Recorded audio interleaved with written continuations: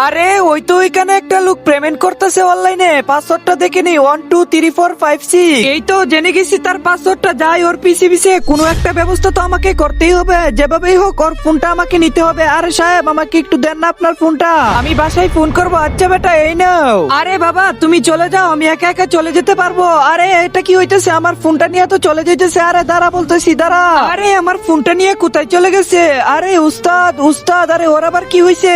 উস্তাদ আজকে তো আমাদের ভালোই ধান্দা হয়েছে, কি নিয়ে আইছো সেটা বল। আরে উস্তাদ এই যে দেখেন একটা ফোন নিয়ে আইছি। আরে এই ফোন তো লক করা, আরে এই মোবাইলটা তো কোনো কাজে আসবে না। আরে উস্তাদ আমি পাসওয়ার্ড জানি, তাহলে তাড়াতাড়ি করে বল কি জানি কি 123456। আরে ফোনটা তো খুলে গেছে। আরে এটিএম এর পাসওয়ার্ড 1234। তার আগে আমি শুনেছি 10 জন যখন আমিন বলে দেয় সেই দোয়া নাকি কবুল হয়ে যায়। আমি দোয়া করে দিলাম যারা ভিডিওতে লাইক করে চ্যানেলটা সাবস্ক্রাইব করে দিবে তাদের মা বাবাকে যেন উপরওয়ালা অনেক দিন বাঁচিয়ে রাখে।